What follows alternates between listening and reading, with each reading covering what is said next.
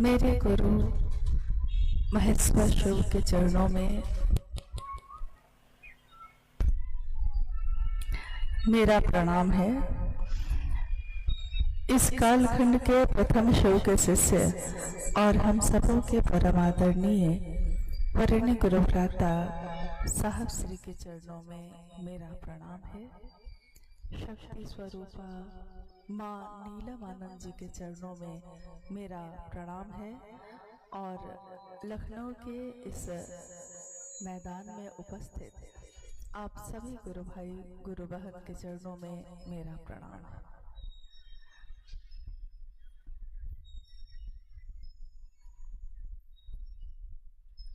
आज हम सबों का सौभाग्य है कि अपने गुरु शिव के लिए, अपने गुरु शिव के काम और उनकी बात के लिए आप सबों के बीच आने का मौका मिला है और यहाँ के गुरु भाई गुरु बहनों ने मिलके एक शिव गुरु महोत्सव का आयोजन किया। हम लोगों के लिए बहुत सौभाग्य की बात है कि लखनऊ के इस मैदान में लखनऊ ही नहीं उसके आसपास के जिले के गुरु भाई गुरु बहन भी शामिल हैं। जैसा मुझको जानकारी मिली है कि आसपास के जो भी जिले हैं, सीतापुर है, बहराइच है, बाराबंकी है, अयोध्या है, सभी जगह के गुरु भाई गुरु बहन यहाँ आए हैं और अपने गुरु शिव के लिए, अपने गुरु शिव के कार्य के लिए हम सब एक साथ इस मैदान में बैठे हैं। जैसा कि नाम से ही स्पष्ट है, शिव गुरु महोत्सव मतलब शिव के गुरु स्वरूप की बात के लिए। शिव समग्र स्वरूप में तो वो ईश्वर है, महेश्वर है, देवों के देव महादेव हैं, उनके अनेक रूप हैं। यहाँ अभी उत्तर प्रदेश के एक प्रांत प्रयागराज में महाकुंभ के अवसर पे आज करोड़ों लोग वहां आ रहे हैं, जा रहे हैं। और मेरे मन में ये बात आती है कि अगर महादेव ने उस हलाहल का पान न किया होता तो दुनिया के लोगों को अमृत न मिला होता।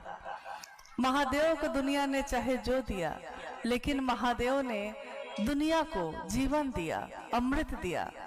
अमृत की बूंदें गिरी वहां तो इतना सा लाभ है और जिसके कारण ये है वो मूल कारण तो महादेव ही हैं। लेकिन महादेव एक ऐसी सत्ता है जो सबको देने वाले हैं और खुद कुछ भी नहीं चाहते। कहते हैं कि क्या वो करेगा लेकर चढ़ावा, सब कुछ त्याग के बैठा है जो सब कुछ त्याग के बैठा है, जो सब कुछ देने वाला है, उसको हम और आप क्या दे सकते हैं। महादेव के विभिन्न स्वरूपों की पूजा हमारे समाज में, हमारे परिवार में, हमारे देश में, विश्व में होती आई।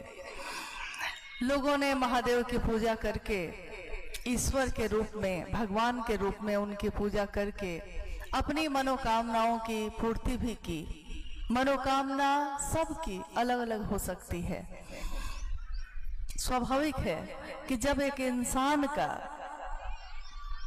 अंगूठे का निशान भी एक जैसा नहीं होता, कितनी आबादी है, अरबों खरबों लोग हैं, लेकिन किसी एक इंसान का दूसरे इंसान से अंगूठे का छाप तक नहीं मिलता, जिसको हम कहते हैं फिंगरप्रिंट, नहीं मिलता।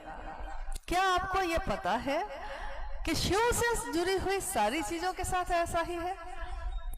जब हम लोग यहाँ की यात्रा में थे तो हमारे हाथ में जो कंगन है उस रुद्राक्ष के बारे में हम लोग बात करने लगे।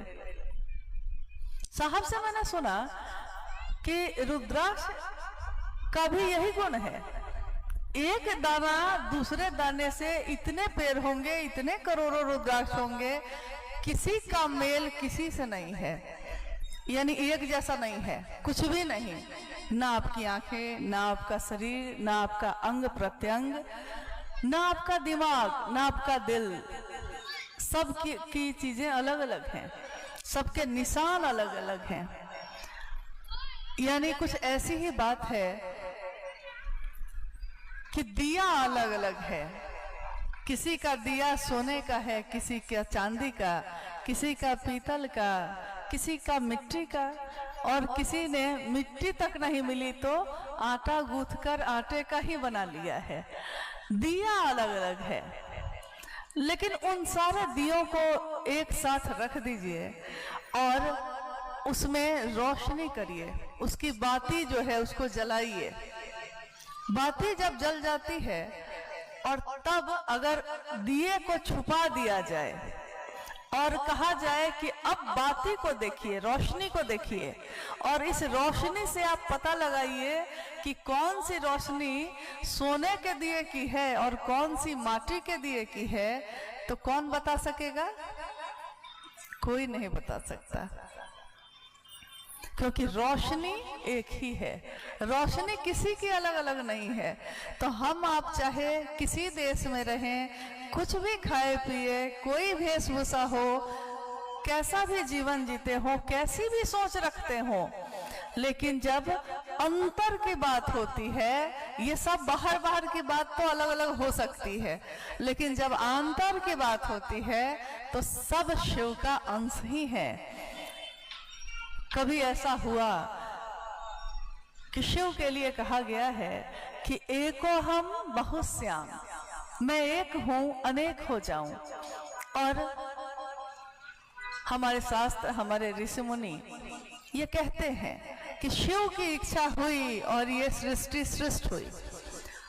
शिव की इच्छा, हमारी भी इच्छा होती है, आपकी भी इच्छा होती है, लेकिन हमारी इच्छा में थोड़ा सा बल है, ज्यादा नहीं। हमारी इच्छा में इतना बल है कि हम चाहें तो यहाँ से वहां तक जा सकते हैं।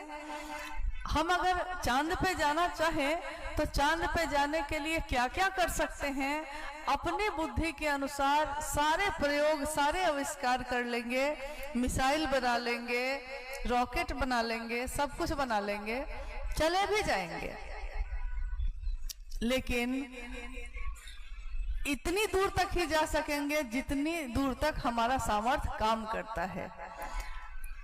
एक सीमा तो ऐसी आती ही है जहां जाके हमारी सीमा खत्म हो जाती है। हमारे मन की सीमा खत्म नहीं होती, लेकिन हमारे इस शरीर की, इसके काम करने की क्षमता खत्म हो जाती है। अभी अगर ये माइक ना चले तो हम कितने भी जोर से बोले, कुछ ही दूर तक मेरी आवाज जाएगी, उसके बाद सुनाई नहीं देगा।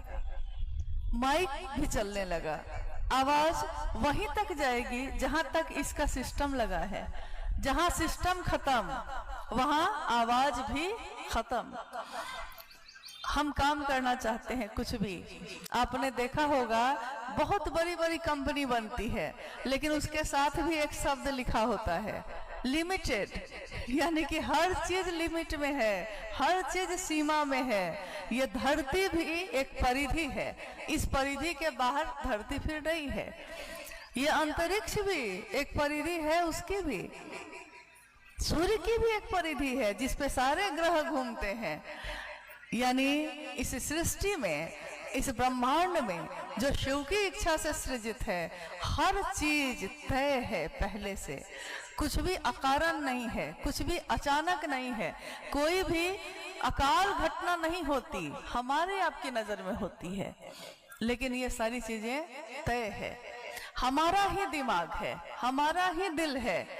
अभी हम लोग, इतने लोग इस मैदान में बैठे हैं, हम अगले पल क्या सोचने वाले हैं, कोई एक आदमी बता सकता है? कोई नहीं बता सकता। आप अपने दिमाग में अगले पल में क्या सोचने वाले हैं आपको नहीं पता। यानी कोई तो है जो आपके इस दिमाग में सोच को डालता है, विचारों को भेजता रहता है, और वो कौन है, वो कौन सी सत्ता है जो हमारे ही दिल में, हमारे ही दिमाग में चीजों को भेजती रहती है और बदलती रहती है। कोई नियंत्रण करता है लेकिन वो दिखाई नहीं देता। हम योजना बनाते हैं, दीर्घकालिक योजना, अपने जीवन की बहुत सारी योजना, हमारी योजना कुछ और होती है, लेकिन ईश्वर की कुछ और होती है। हम जो सोचते हैं, हम सोचते हैं हम ये कर लेंगे, लेकिन जो तय है ऊपर से, आप किसी न किसी घटना से आपका मन ही आपको उस तरफ मोड़ देता है जिस तरफ आपने सोचा भी नहीं था कि आप जाएंगे या आप करेंगे। यानी अकारण तो यहाँ कुछ भी नहीं है। महादेव की वो सत्ता जो ईश्वर की है, जो ईश्वरों के ईश्वर महेश्वर की है, उनके सभी रूपों को जो दान दाता स्वरूप रहा है।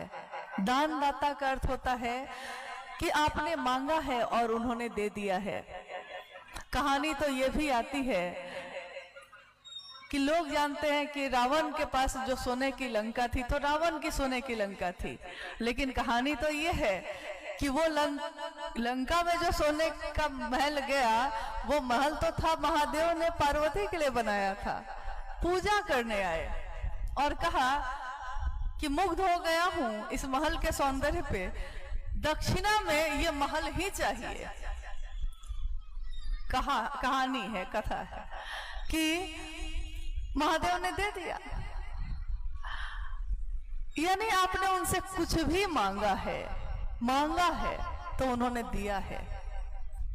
मांग के हम सोने की लंका ले सकते हैं, मांग के हम संतान और वैभव ले सकते हैं, लेकिन अगर उसको चलाने का ज्ञान नहीं मांगा, ज्ञान नहीं लिया, तो वो चीज मेरे किसी काम की नहीं। शिव का इतना बड़ा भक्त रावण, वैभव और तीनों लोकों का पति महादेव से ही मिला, लेकिन तीनों लोकों का अधिपति बना। ज्ञान नहीं मांगा तो चलाने का तरीका भी नहीं मालूम चला। हमारे आपके बच्चे हैं, बड़े होते हैं, हम उनके लिए खेत खरीदते हैं, हम उनके लिए घर खरीदते हैं, हम उनके लिए सामान और सोने चांदी खरीदते हैं, और हम सोचते हैं कि मेरे बच्चों का जीवन इसी से सुखी हो जाएगा। हम अपने बच्चों को खेत, जमीन, संपत्ति, गहने दे देते हैं, बांट देते हैं, लेकिन वहां भी ये चरितार्थ होता है कि कपूत अगर कोई है, पूत कपूत तो की धन संचय, और पूत सपूत तो की धन संचय। यानी अगर पुत्र या पुत्री सपूत है यानी कि योग्य है, योग्य यानी उसको ज्ञान है, जीवन को जीने का ज्ञान है, कुछ ऐसा पढ़ लिया उसने, कुछ ऐसी कला सीख ली है कि कहीं ना कहीं कमा के खा लेगा, तो उसके लिए भी आपको धन संचय करने की जरूरत नहीं। और अगर उसको ज्ञान ना हो तो खेत आपने 100 एकड़ भी अगर दे दिया है, लेकिन खेती करने का ज्ञान नहीं हो तो खेत उसके किस काम का। यानी वहां भी ज्ञान की जरूरत है। चीजों को संभाल के रखने के लिए भी ज्ञान की जरूरत है। हमारे घर में जब कोई आता है और हम कहते हैं कि 4-5 दिन के लिए घर तुम्ही पे छोड़ के जा रहे हैं, लौट के आते हैं तो देखते हैं कि सारा कुछ अस्त व्यस्त है। आप कहते हैं घर को संभालने का ज्ञान भी नहीं आता। यानी ज्ञान तो हर चीज में चाहिए। जीवन को जीने की कला गुरु सिखाते हैं, और यहाँ तो जगत गुरु शिव की बात हो रही है। अभी थोड़ी देर पहले एक विषय आया, गुरु, सदगुरु और जगत गुरु। आइए पहले हम लोग थोड़ा इसको स्पष्ट कर ले। स्पष्ट इसलिए कि अगर हमने मान तो लिया है महादेव को गुरु, लेकिन हमारा मन इस बात को समझ नहीं पा रहा कि गुरु मानने की जरूरत क्यों है और उनका शिष्य बन के क्या होता है। अगर हम ये नहीं जानते हैं या नहीं समझ पाए हैं तो हम जो भी काम करेंगे मशीन की तरह करेंगे, देखा देखी कर लेंगे। दूसरा कर रहा है इसलिए हम भी कर लिए, दूसरे ने कहा है कि 3 सूत्र कर लेना, दया मांग लेना, चर्चा कर लेना, नमन कर लेना, तो कर लिया है, लेकिन समझा ही नहीं। मेरा मन खोजी हुआ ही नहीं, मैंने अपनी खोज शुरू की ही नहीं। दूसरों को जोड़ते जोड़ते मैं खुद कैसे जुड़ूंगा ये मैंने सोचा ही नहीं। दूसरों को स्टेशन पहुंचाने में मैं भी पहुंचूंगा ये भी नहीं सोचा। इसलिए लोगों के बीच ये संशय होता है कि जब गुरु हैं ही बहुत सारे शरीरधारी, तो हम वैसे शिव को गुरु क्यों बनाएं जो दिखते ही नहीं, क्योंकि जो दिखेगा वो ज्ञान देगा। लेकिन यहाँ एक बात हमको समझनी होगी कि संसार में कोई भी अगर शरीरधारी गुरु आता है, यानी गुरु की जो श्रेणी है, जब गुरु की श्रेणी होगी तो उनके शिष्य की श्रेणी भी होगी। स्वाभाविक है ना। जब हम कहते हैं कि माँ है तो पुत्र पुत्री भी होगा, बहन है तो भाई बहन भी होगा, पिता है तो उसकी संतान होगी, दोस्त है तो उसका कोई दोस्त होगा, दोस्त अकेला तो नहीं हो सकता, दुश्मन है, दुश्मनी के भाव के लिए भी दो सत्ता होनी चाहिए, नहीं तो दुश्मनी भी किससे करेगा वो, अकेले किससे दोस्ती और किससे दुश्मनी, यानी दोनों तरफ से सत्ता चलती है।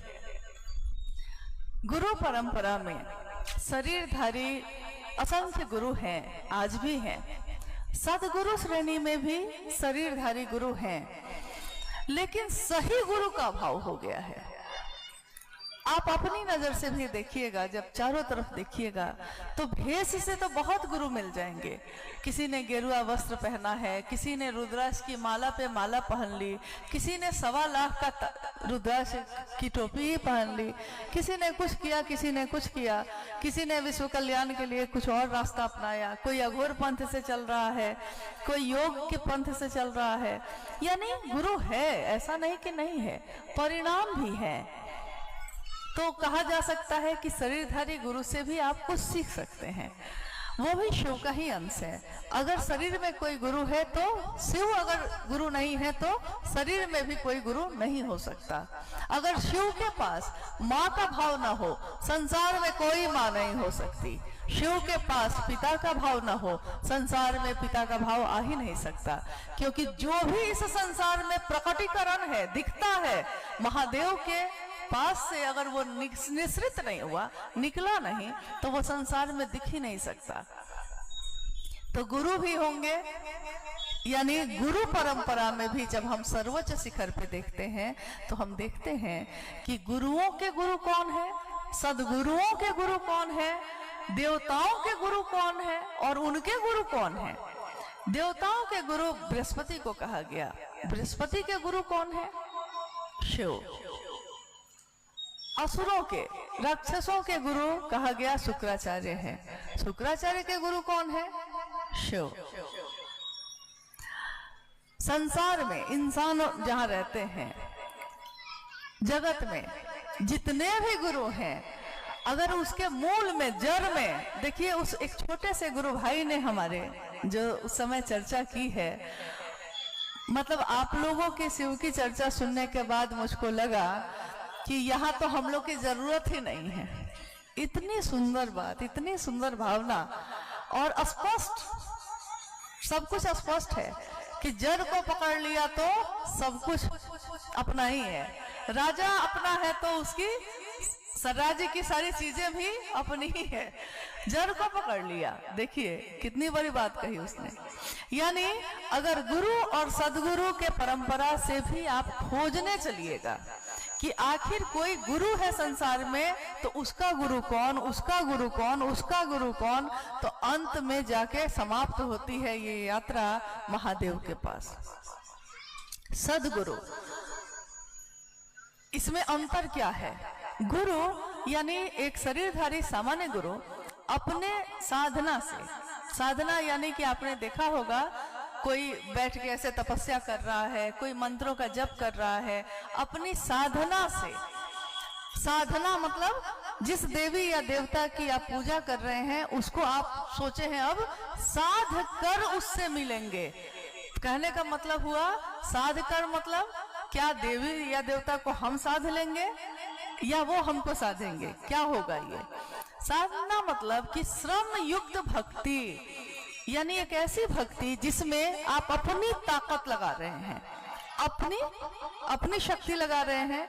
तो एक सीमा के बाद आपकी शक्ति होगी खत्म। एक सीमा तक तो काम कर सकती है, उसके बाद नहीं। एक कुर्सी उठाने तक आप खुद से उठा सकते हैं, लेकिन अगर आपको सोफा उठाने के लिए कहा जाएगा, चौकी या पलंग उठाने के लिए कहा जाएगा, तो आप अकेले नहीं कर सकते। यानी वहां आपकी शरीर की शक्ति खत्म। मानसिक शक्ति, मन में शरीर से बहुत ज्यादा शक्ति होती है। मानसिक शक्ति यानी आपने आज जो घर बनाया है और आप जिसमें रहते हैं, किसी दिन वो घर नहीं था, लेकिन आपके मन ने सोचा था, आपके मन में सोचा कि एक घर बनाऊंगा। नहीं कहते एक घर हो सपनों का, उसमें ऐसा होगा, 4 बेडरूम बनेगा।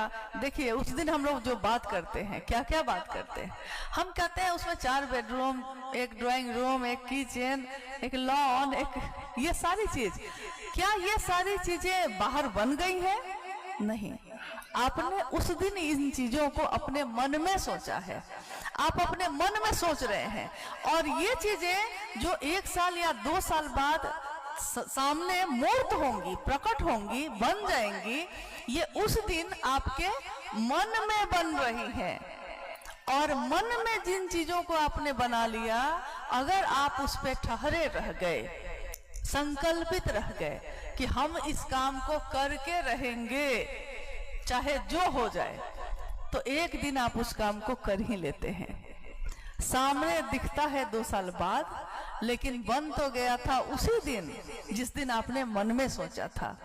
तो आपके मन की शक्ति कितनी मजबूत है कि अगर आप ठहर जाएं, मानसिक शक्ति का प्रयोग कर लें, तो बहुत चीजें बनती हैं। मानसिक शक्ति यानी इसको कहा जाता है मेंटल फोर्स, मानसिक ताकत। तो कभी कभी आपने सुना होगा कि कोई साधु, कोई अघोरी अपनी मानसिक शक्ति से, आपने सुना होगा किसी किसी के बारे में, सदगुरु श्रेणी, यानी मानसिक शक्ति में उनमें इतनी ताकत है कि वो आकाश मार्ग से उड़ के एक स्थान से दूसरे स्थान चले जाते थे। कोई जल पे ही चलने लगता था, कोई मिट्टी के नीचे ही 1 साल तक दबा हुआ है, फिर भी जीवित है। चमत्कार से ये दुनिया भरी हुई है। लेकिन साहब ने एक बात कही उसने, उन्होंने कहा कि अगर इंसान का शरीर मिला है आपको, तो इंसान का शरीर क्यों मिला, इसमें क्या संभावना है? क्योंकि अगर उड़ने का ही सिर्फ आपको काम करना था तो पंछी का जीवन मिलता, पंछी उड़ता है। अगर पानी में ही रहना था तो मछली का जीवन मिल जाता, लेकिन मछली का नहीं मिला। आपको मिला है इंसान का जीवन।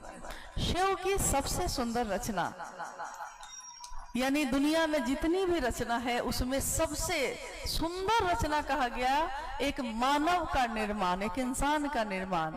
और ये एक ऐसा निर्माण है जिसमें एकमात्र जीवों में ये संभावना है, ये संभावना कि वो क्या बन सकता है, वो शिव बन सकता है वो शरीर में, है वो बंधन में, है वो संकीर्णताओं से जकड़ा हुआ, लेकिन उसमें एक संभावना है कि वो एक दिन शिव बन सकता है। संभावना है, जैसे एक संभावना होती है हर बीज में, हर बिये में एक संभावना है कि अगर आपने उसको मिट्टी में लगा दिया तो उससे पौधे निकलेंगे और उन पौधों में बालियां लगेंगी, अनाज पैदा होंगे। अनाज होगा तो हमारी भूख खत्म हो जाएगी। उस दिन संभावना थी, अगर किसी ने लगा दिया, सींचा और अनुकूल मौसम और अनुकूल खाद पानी मिल गया तो उसमें बालियां लगती हैं, उसमें अनाज पैदा होता है। अनुकूल ना मिला तो कभी जल भी जाता है। लेकिन उस बीज में उस दिन सिर्फ संभावना थी, उस दिन उस बीज में पौधा नहीं था। ठीक वैसे ही जब इंसान का जन्म होता है, उस इंसान के जन्म के साथ ही उसके अंतर मन में सारे तरह के भावों के बीज छिपे होते हैं, सारे चीजों के बीज। एक बच्चा जब जन्म लेता है तो उसके मन में प्रकट होता है एक भाव अपनी माँ के लिए, अपने पिता के लिए।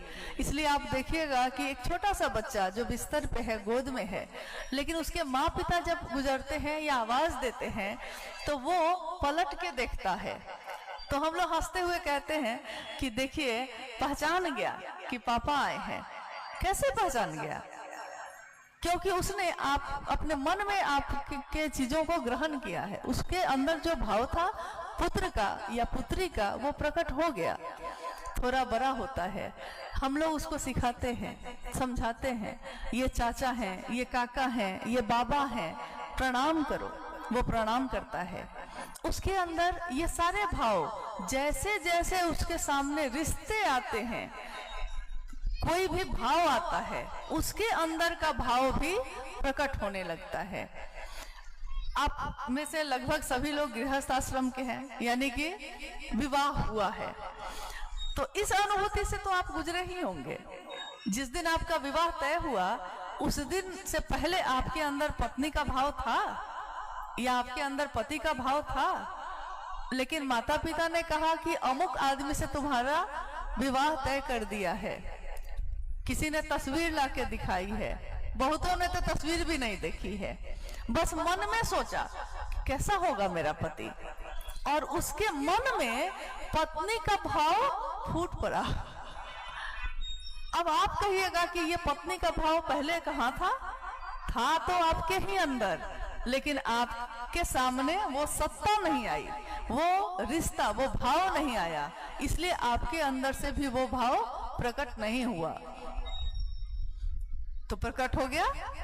अब पति बनेंगे तब जब शादी होगी, लेकिन शादी होते होते तक में ये पत्नी का भाव गहरा हो गया, प्रगाढ़ हो गया, और जाते ही उस घर में, जबकि वो अनजान है आपके लिए, पूरा का पूरा घर अनजान है, आप किसी को पहले से नहीं जानते, लेकिन आप उस घर में जाती हैं और आपको लगता है कि सबसे ज्यादा अपना कौन लगा उस दिन, जिस दिन अपने ससुराल गए थे, अपने माँ पिता, अपने भाई बंधु को छोड़ के जिस दिन गई थी, उस घर में सबसे अपना कौन लगा था?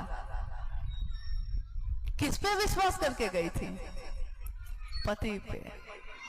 पति अपना लगा, भला है बुरा है जैसा भी है, मेरा पति तो मेरा देवता है, हम लोग ये भी बोले। यानी कि पत्नी का भाव इतना गहरा हो चुका था कि जब तक मिले तब तक में विश्वास भी उसी पे, उसी के सहारे एक अनजान घर में चले गए। और पति के तरफ से भी अगर देखिएगा तो आपको पता चलेगा कि जिसको वो घर में लाया और जिसके ऊपर अपनी अलमारी की चाबी और अपना सारा कुछ सौंप दिया, उसके अंदर भी वही भाव चल रहा था। मन में पैदा हुआ था ना, मन में पैदा हुई चीज क्या असर डालती है अगर ये मन समझ ले कि वो मेरा है। बस इतनी ही बात साहब ने कही। उन्होंने कहा, साहब श्री ने कहा कि मन में एक विचार, मन एक मशीन है, दिखाई नहीं देती। इस पूरे शरीर में हर चीज आप देख सकते हैं, आपकी त्वचा, आपके नाखून, आपके बाल, ऊपर का सब दिखाई देता है, अंदर का भी मशीन से देख सकते हैं, लेकिन इस पूरे शरीर में मन कहाँ है? वो मन दिखाई नहीं देता, इन आंखों से दिखाई नहीं देता, लेकिन सब कुछ महसूस वही करता है। मन ही सुख भी महसूस करता है, मन ही दुखी महसूस करता है, मन ही बेचैन होता है, मन को कुछ अच्छा लगता है, मन को कुछ बुरा लगता है। और हम कहते भी हैं ये, आज मेरा मन नहीं है, आज मेरा मन दुखी है। आप ये नहीं कहते कि मैं दुखी हूँ, आप कहते हैं कि मन बहुत दुखी है। ये कौन सी भाषा है? आप कहिए कि मैं दुखी हूँ, नहीं, हम कहते हैं मन बहुत दुखी है, मन को अच्छा नहीं लग रहा कुछ नहीं। कोई कहता है वहां आइए ना, मन होगा तो आएंगे, कहते जो है समझते नहीं हम लोग। यानी हर चीज आपके जीवन में आपका मन ही संचालित कर रहा है, लेकिन आप इसको समझ नहीं पा रहे। मन की भूमिका तो है सबसे ज्यादा, और वो एक है मशीन। क्या पैदा करती है वो मशीन? क्या होता है उस मशीन पे जो दिखाई नहीं देती?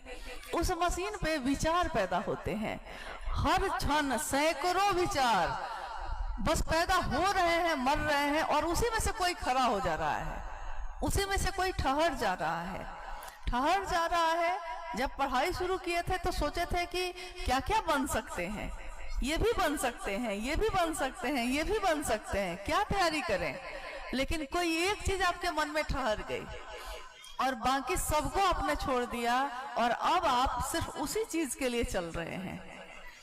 ये भी जमीन देखी, ये भी जमीन देखी, ये भी जमीन देखी, लेकिन जो जमीन अच्छी लग गई, अब मन उस जमीन पे ठहर गया कि अब यही लेंगे, यही घर बनाएंगे। शोरूम में गए हैं, गाड़ी देखी है बहुत सारी, लेकिन जिस पे नजर ठहर गई यानी मन ठहर गया, गाड़ी तो आपने वही खरीदी है। दूसरे ने कहा कि वो रंग अच्छा है, आप बोलते हैं ना मेरे मन को ये अच्छा लगता है। यानी मन अगर आपका उस विचार पे, जो भी आपके मन में पैदा हो रहा है उसमें से किसी एक विचार पे ठहर जाए तो क्या होता है, आप उस काम को कर लेते हैं।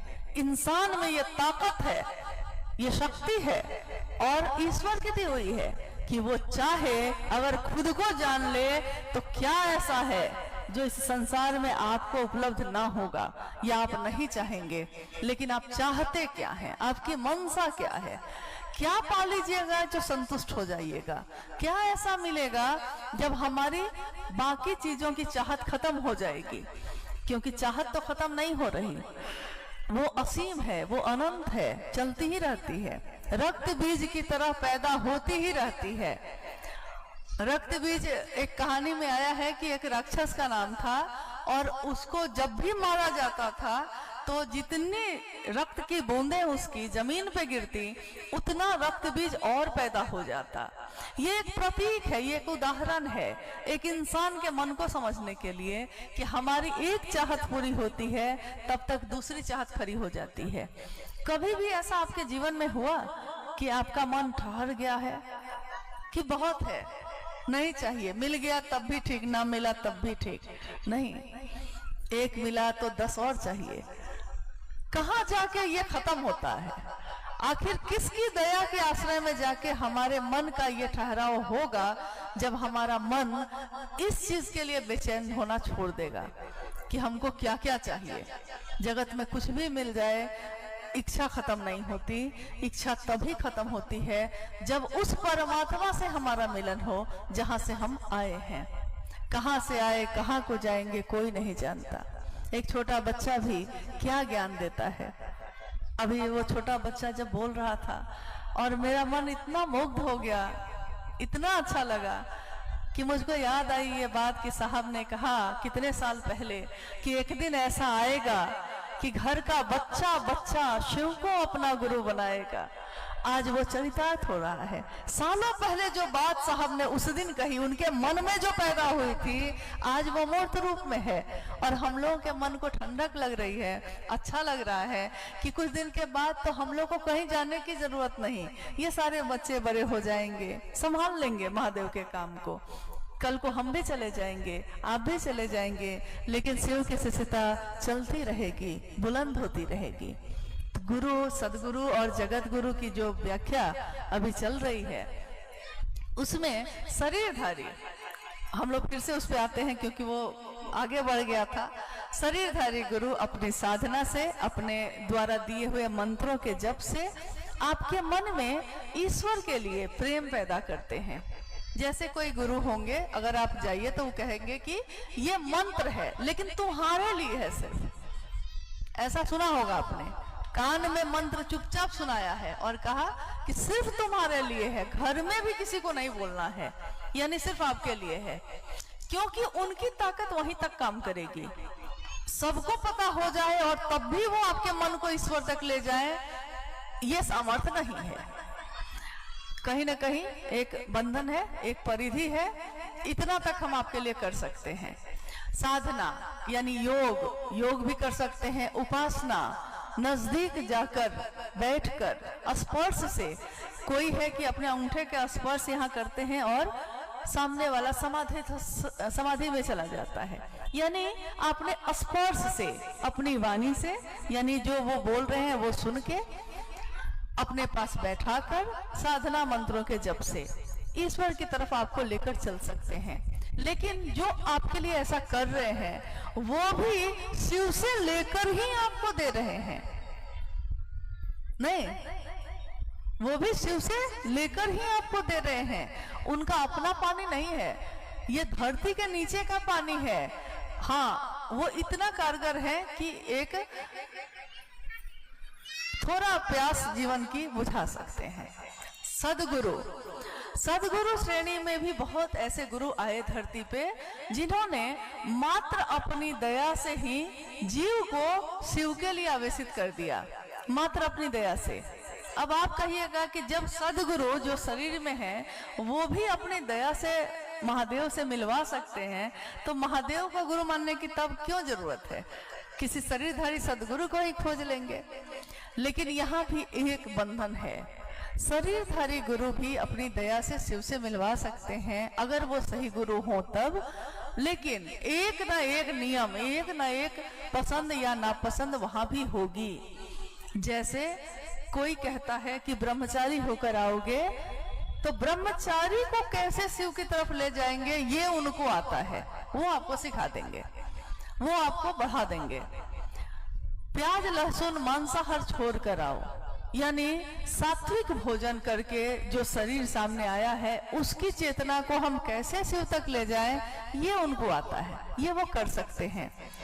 लेकिन निविड़ अंधकार में पड़ी हुई चेतना को भी, जिसका मानसिक और जागतिक तल पे हर तरफ अंधेरा छाया हो, उस चेतना को भी शिव से अगर कोई मिला सकता है तो वो जो चाहे आप जिस परिस्थिति में हो, जिस स्थिति में हो, लेकिन तब भी वो सीधे आपको अंधेरे से रोशनी में खींच लेते हैं, मात्र अपनी दया से ही। लेकिन इस दया में कोई बंधन नहीं, कोई नियम नहीं, कोई परिस्थिति स्थिति का वर्णन नहीं।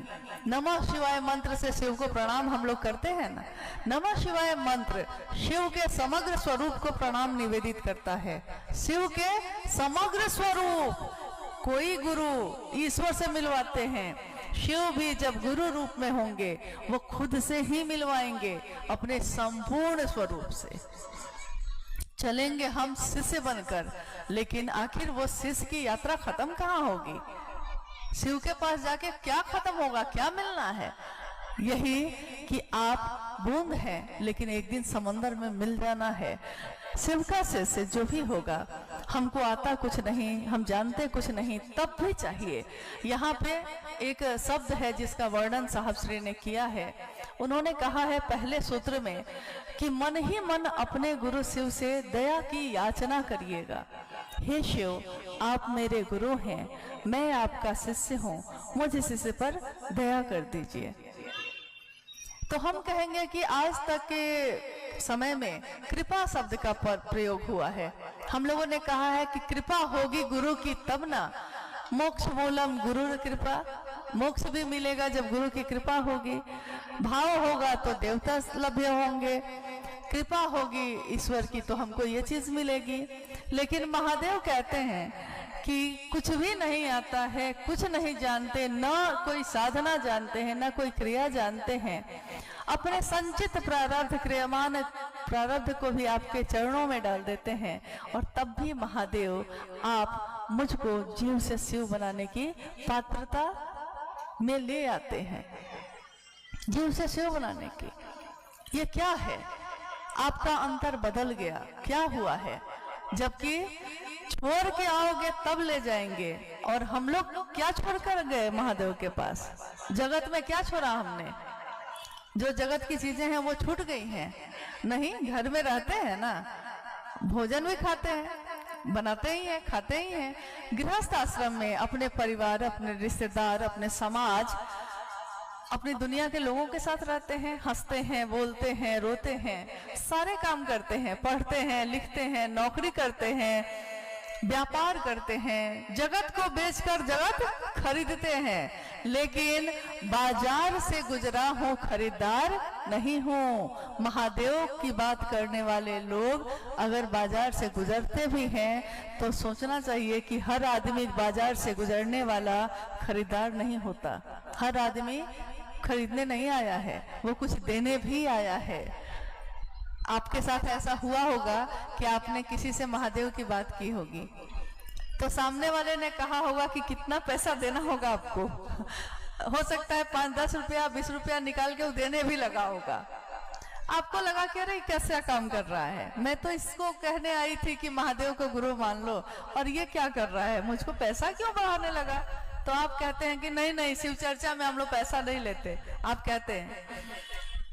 तो वो कहता है कि लेकिन आज तक तो कोई अगर टीका भी लगाने आता था तो पैसा लेता था, अगर कोई भक्ति भाव की बात भी बताने आता था तो दक्षिणा या दान कुछ लेता था। तो ये कैसे लोग हैं जो देते तो बहुत कुछ है लेकिन लेते जगत का कुछ नहीं है। लेते भी हैं तो क्या कहते हैं कि आप भी शिव की बात करिएगा, यही सबसे बड़ी बात हो जाएगी। यानी देने भी वही आए थे और लेने भी वही आए। शिव को देते हैं, शिव को लेते हैं। कहाँ लेते हैं? मन में ही ना, और कहाँ ले पाएंगे शिव को? मन में ही लीजिएगा ना।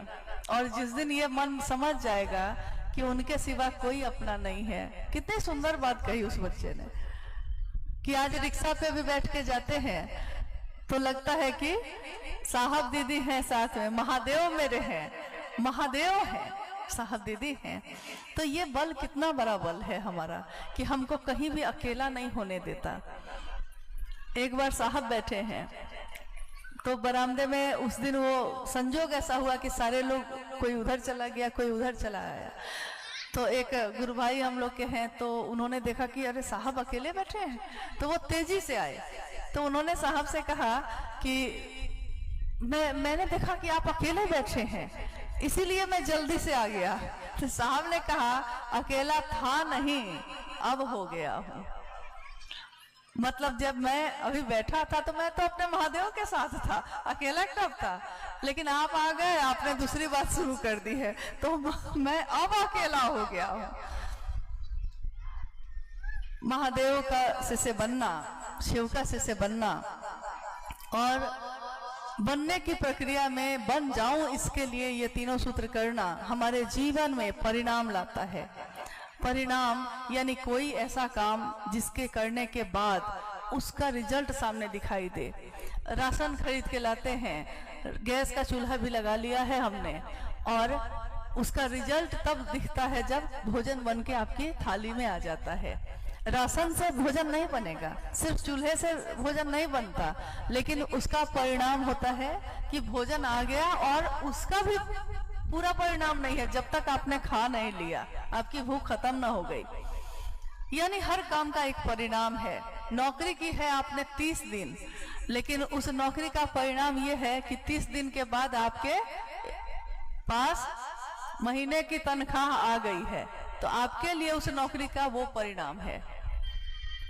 महादेव की चर्चा की है आपने, महादेव मेरे गुरु हो जाएं, मैं उनका शिष्य हो जाऊं, इसका परिणाम ये है कि मेरी बात सुन के या मुझसे मिलके अगर आपको महादेव की याद ना आई तो मेरे आने का भी कोई मतलब नहीं, मेरी बात करने का भी कोई मतलब नहीं। आप जगह जगह गए, आपने महादेव की बात की, आपने खूब सुंदर चर्चा की, आपने खूब सुंदर भजन गाया, लेकिन आप गए और जिसने सुना वो भूल गया, तो आपकी उस चर्चा का भी परिणाम नहीं आया। चर्चा तो हुई, परिणाम रिजल्ट नहीं आया। महादेव के इस गुरु कार्य में आपकी हमारी जो सहभागिता है, जो सहयोग है, वो अनुकरणीय है, क्योंकि जीवन के झंझावात में रहते हुए भी महादेव याद आते हैं। जैसा मैंने अभी कहा कि हमने कुछ भी छोड़ा नहीं, लेकिन हमारा मन बदल गया, हमारा अंतर बदल गया। बाहर से तो सब कुछ वही दिखता है, लेकिन इंसान अंदर से बदल गया, क्योंकि शिव आपके अंतर मन को बदलते हैं। जो तृष्णा थी, जो खोज थी, जो भटकाव था, वो शांत कर देते हैं, रोक देते हैं, ठहर जाता है वो। आइए हम लोग कुछ जिज्ञासाओं पे बात कर लेते हैं, अगर आपकी तरफ से आई है, और अगर नहीं आई है तो आप कोशिश कीजिए, अगर भेज सकते हैं तो भेजिए। ये गुरु का मंच है, स्वाभाविक है, गुरु शिव है तो उन्हीं का मंच है।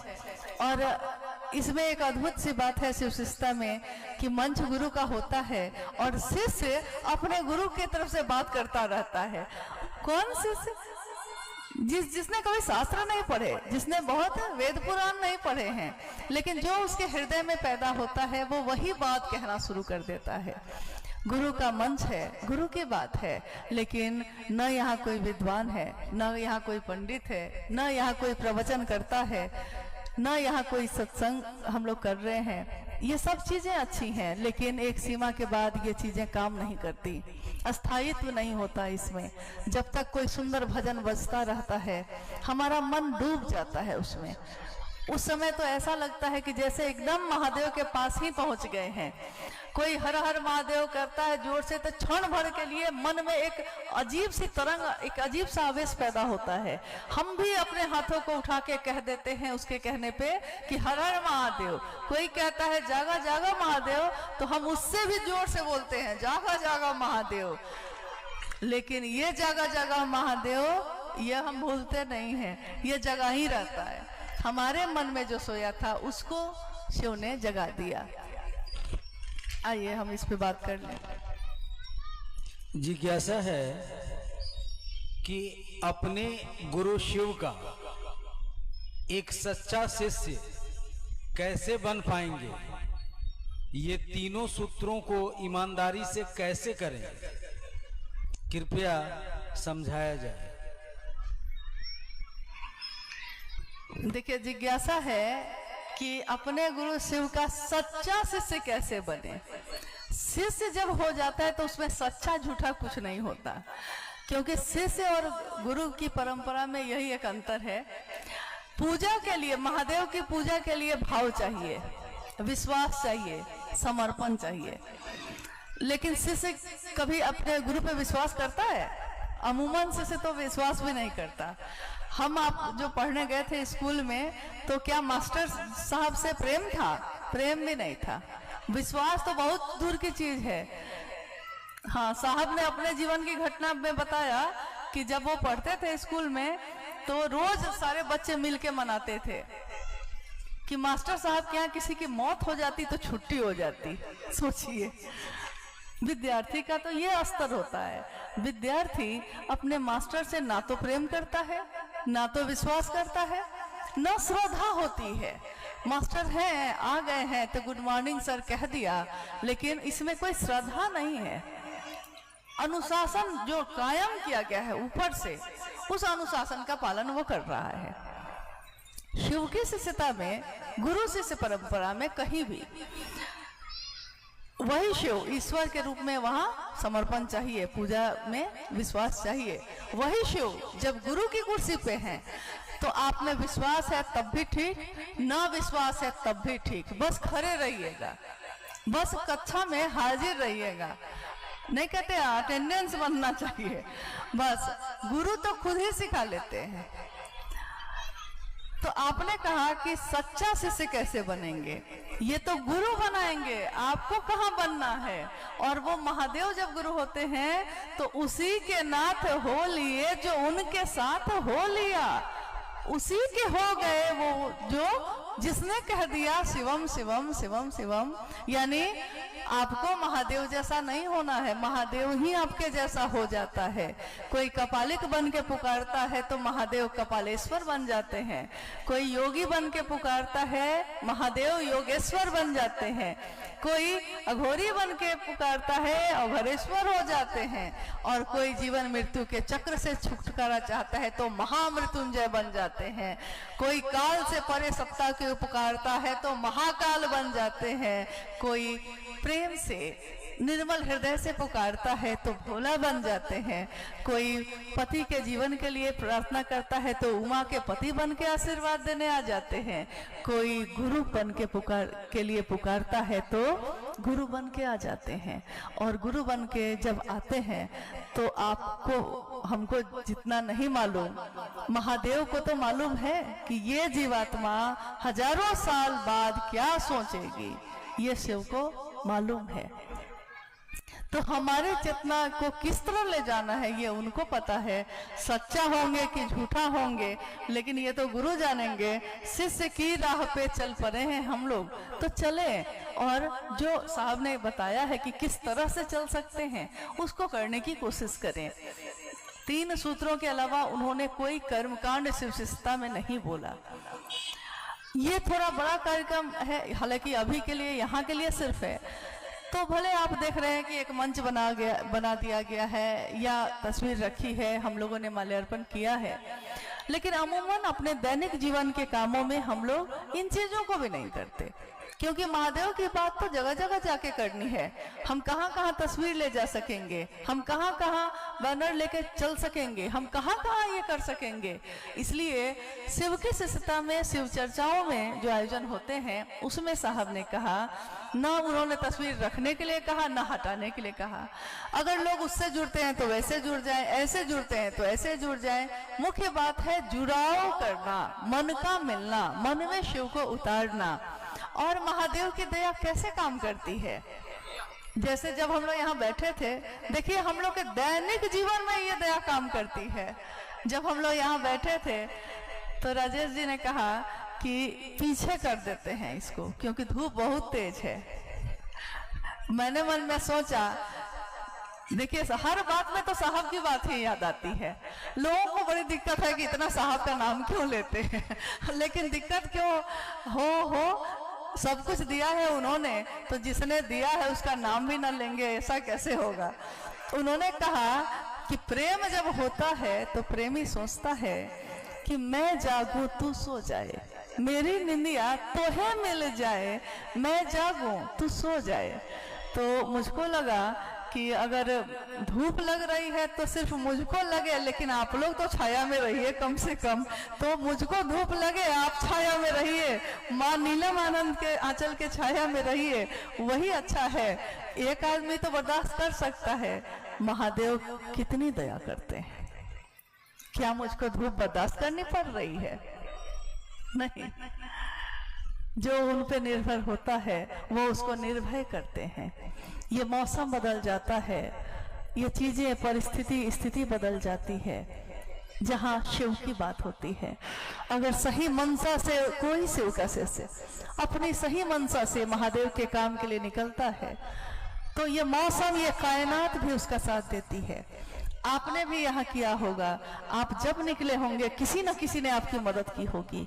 आप नहीं जानते कि वो आदमी कौन था जिसने आपकी मदद की, क्योंकि उसके बाद आपसे वो मिलता भी नहीं है। सवारी नहीं मिली, कोई आ जाता है अचानक, रात हो गई है, कोई मिल जाता है पहुंचाने वाला, घर में ऐसा हो गया कि निकल नहीं पा रहे हैं, कोई आ जाता है संभालने वाला। देखिए महादेव ने तो क्या नहीं किया हम लोगों के लिए, क्या नहीं करते, हम क्या करते हैं उनके लिए। सच्चा शिष्य बनेंगे कि नहीं, इस बात को केवल करिएगा कि तीनों सूत्र जैसा उन्होंने कहा है वैसा ही करने की कोशिश करिएगा। क्योंकि अक्षरशः कोई भी सूत्र, आपने सुना है 3 सूत्र, सूत्र का मतलब फॉर्मूला, यानी फॉर्मूला गणित का जो विद्यार्थी होगा वो समझ जाएगा। फॉर्मूला मतलब कि जितने किताब की जितने गणित हैं ये इस फॉर्मूला पे बन जाएंगे। फॉर्मूला एक ही है, लेकिन पूरी किताब के जितने मतलब प्रश्न हैं सब हल हो जाएंगे अगर इस फॉर्मूला से चलेंगे तब, और हल हो जाते हैं।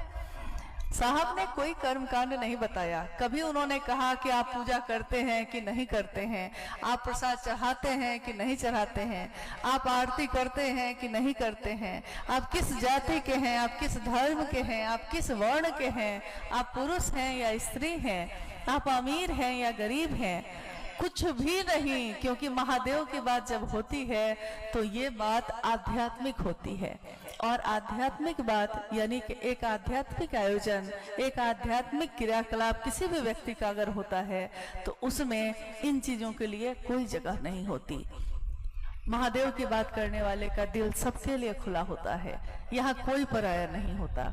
यहाँ वसुधैव कुटुंबकम, सारी वसुधा के लोग मेरे कुटुंब हैं, मेरा परिवार है। इसीलिए माँ नीलम आनंद जी ने सभी शिव शिष्यों के लिए ये कहा, ये शिव शिष्यों का परिवार है। और हमारा आपका परिवार कितना बड़ा हो रहा है। कहीं जाइए तो अगर पता चल जाए कि एक गुरु भाई वहाँ है या एक गुरु बहन वहाँ है तो आपको लगता है जैसे अपने का घर है वहाँ, मन तुरंत इसको पकड़ता है। अच्छा एक गुरु भाई है वहाँ, अच्छा एक गुरु बहन है वहाँ, मतलब कि कोई है मेरा अपना वहाँ, जिससे आज मिले भी नहीं, जिससे हमने कभी बात भी नहीं की, हम उसके सहारे एक शहर से दूसरे शहर पहुंच जाते हैं, उसके घर को खोज लेते हैं। किस लिए? क्योंकि कोई है जो अपना है। किसके कारण अपना है? महादेव के कारण अपना हुआ वो। और महादेव की बात इस कालखंड में अगर साहब ने नहीं कही होती कि सबके गुरु शिव हो सकते हैं, शिव के शिष्य तो पहले भी आए, लंबी चौड़ी श्रृंखला है शिव के शिष्यों की, कुछ जो किताब में लिखी गई, कुछ ऐसे जिनका नाम शायद दुनिया को पता भी नहीं चला, लेकिन वो भी शिव के शिष्य हुए होंगे। कितने दृष्टांत हैं ऐसे, अगस्त, दधीची, कीनाराम बाबा सब शिव के शिष्य, मच्छिंद्र नाथ सब शिव के शिष्य, उनके शिष्यों की परंपरा चली, लेकिन शिव का शिष्य होकर भी न जाने क्यों, अनजाने कारण है इसके, कोई नहीं जानता, शायद इसी कालखंड में होना था इसलिए उस समय नहीं हुआ। ये किसी ने नहीं कहा कि मेरे गुरु शिव हैं तो मैंने ये पाया उनसे, आपके गुरु भी शिव हो सकते हैं, आप भी पा सकते हैं। आज तक ये बात किसी ने किसी से नहीं कही, इस कालखंड में पहली बार, कलयुग है ये। लोग कहते हैं बड़ा पाप है, यहाँ बड़ा व्यभिचार है, नहीं, धर्म से विमुख हो जाएगी, सारी दुनिया धर्म से विमुख हो रही है, गुरु शिष्य परंपरा भी जा रही है। लेकिन सोचिए तो शिव पुराण कितने साल पहले लिखा गया है, उसमें लिखा है कि जब सारा संसार धर्म से विमुख हो जाएगा, जब गुरु शिष्य परंपरा भी जाती रहेगी और नैतिकता का पतन हो जाएगा, पाप का बोलबाला हो जाएगा, ये सारी चीजें हो जाएंगी, सारी दुनिया के लोगों के लिए एकमात्र उपाय बचेगा नमः शिवाय, उसमें मंत्र है। साहब श्री ने क्या कहा, उन्होंने तो उस समय कोई शास्त्र भी नहीं पढ़ा था, उनको तो मालूम भी नहीं था, ये बात उन्होंने बार बार कही, लेकिन उन्होंने कहा शिव की शिष्यता एकमात्र उपाय, एकमात्र विकल्प है, अब कुछ भी हमारी चेतना में रोशनी नहीं ला सकता। कुछ क्षण के बाद सब साथ छोड़ेंगे, चाहे वो शरीरधारी गुरु हो या अपने हो, रिश्तेदार हो, जो हो। इसलिए कोशिश ये करनी है कि जैसा उन्होंने तीनों सूत्र में कहा है हम बिल्कुल वैसा करें। अमूमन लोग चर्चा के लिए जब आते हैं तो वो कहते हैं महादेव को प्रणाम, साहब दीदी को प्रणाम, साहब ने 3 सूत्र दिए हैं, दया, चर्चा, नमन, ठीक है, अब आप सभी को प्रणाम कह के वो चले जाते हैं। ये बोलते हैं, ये तो अच्छी बात है, लेकिन दया मांगना सिर्फ बोलना नहीं है, दया मांगनी भी है, ये करना है हम लोगों को। शिव की चर्चा करनी है, लेकिन शिव की चर्चा किस लिए करनी है? क्या सिर्फ इसलिए कि लोग सुने कि हम कितना अच्छा बोलते हैं, या शिव की चर्चा इसलिए करनी है कि महादेव आपके मन में भी उतने ही गहरे हो जितना आपने दूसरे के मन में उनको बैठाने की कोशिश की है। महादेव आपके मन में भी प्रवेश करें और महादेव उसके मन में भी प्रवेश करें। स्वयं और समूह, खुद को भी और जो सुनते हैं उनको भी, दोनों का मन अगर शिव भाव से आप्लावित ना हो तो शिव की चर्चा का कोई अर्थ नहीं, कोई परिणाम नहीं। इसलिए शिव की चर्चा जब भी करिएगा, महादेव से दया मांग के करिएगा, तो आप चाहे भीड़ में, लाखों की भीड़ में करिएगा तब भी, अकेले आदमी से करिएगा तब भी, आपका मन हमेशा संतुलित रहेगा, क्योंकि महादेव की दया का आश्रय लिया है आपने, महादेव को प्रणाम करने की विधा सीखी है आपने। मन झुकता है, मेरे दोनों हाथ ना भी रहे तब भी मेरा मन जिसको प्रणाम करता है, मेरा मन तो उसके लिए झुका ही रहेगा। मेरा सर झुका है, झुका ही रहेगा, किसके लिए? जिसको हम प्रेम करते हैं, जिस पे हमारी श्रद्धा होती है। नहीं, इसलिए ये विषय महादेव पे छोड़िए कि वो हमको क्या बनाएंगे। जैसा हमने सीखा, जो हमने जाना, हम उसके अनुसार करने की कोशिश करें। हर भोला संकीर्तन और जागरण भजन जो दीदी नीलम आनंद जी द्वारा रचित है, वो कैसे आया? गीता मौर्य हैं, लखनऊ से, जानना चाह रही है। शिव चर्चा जब हम शुरुआत करते हैं, साप्ताहिक चर्चा या एक दिवसीय चर्चा या शिव गुरु महोत्सव, या अपने घर में भी अपने लोगों के साथ बैठ के हम कभी कभी जब शिव चर्चा करते हैं हम लोग सब कोई, तो हम उसकी शुरुआत करते हैं हरा भोला, भोला भोला, हरा हरा, हरा शिवा, शिवा शिवा हरा हरा। ये उस समय की बात है जब साहब मधेपुरा से पटना आए और मधेपुरा तक, यानी सन 1982 में जब वो मधेपुरा में शिव की चर्चा कर रहे थे, उस समय वो मजिस्ट्रेट थे वहाँ। आपने उनके बारे में सुना होगा कि साहब श्री ने जब शिव को गुरु बनाया उस समय वो कानून की पढ़ाई कर रहे थे पटना लॉ कॉलेज में। उनके पिता उस समय बिहार के एजुकेशन डायरेक्टर थे, यानी उनके घर में शिक्षा का बोलबाला था, शैक्षणिक जो दुनिया की शिक्षा है उसका। कोई पिता चाहता है मेरा बेटा ऐसा बने, और 12 साल की आयु में इनका मन दूसरी चीजों की तरफ मुड़ गया, शमशान साधना, कब्रिस्तान साधना, मंत्रों का जप। लेकिन एक अद्भुत बात है इसमें, ये अमूमन लोग पता नहीं इस पे ध्यान देते हैं कि नहीं, अद्भुत बात है, हर चीज इसमें अप्रतिम है, अद्भुत। शिव की शिष्यता में शिव को गुरु बना के, क्योंकि अमूमन आज तक में ये होता रहा है कि कोई अगर आध्यात्म की दिशा में मुड़ गया है तो उसने जगत को छोड़ दिया है, और कोई अगर जगत में डूबा हुआ है तो वो फिर आध्यात्म के रास्ते पर नहीं चल पाया। ऐसा हुआ है हर जगह, आज भी है। कोई अगर साधु बन गया तो फिर उसने गृहस्थ आश्रम छोड़ दिया, किसी ने अगर नागा का रूप ले लिया है तो उसने अपने सारे परिवार का ही पिंडदान करके मुक्ति पा ली है। यानी अगर कोई इस रास्ते जाएगा तो इस रास्ते को छोड़ देगा, और अगर इस रास्ते पे है तो उस रास्ते का छूटना तय है, हो जाता है। शिव की शिष्यता में साहब श्री हरिदानंद जी ने शिव को गुरु बनाया सन 1974 में, जब वो कानून की पढ़ाई कर रहे थे। और इससे पहले लगभग 14 वर्षों तक पढ़ाई भी एक तरफ वो करते रहे और हर क्लास में फर्स्ट डिवीजन से पास होते रहे। ये कौन बच्चा था? ये वो बच्चा था जो 12 साल की आयु से हर रात शमशान साधना में जा रहा था। हम लोग एक रात शादी में किसी के जग जाए तो अगले दिन सोते हुए रहते हैं, ऐसे ऐसे सब कोई जम्हाई लेते रहते हैं, सोते रहते हैं।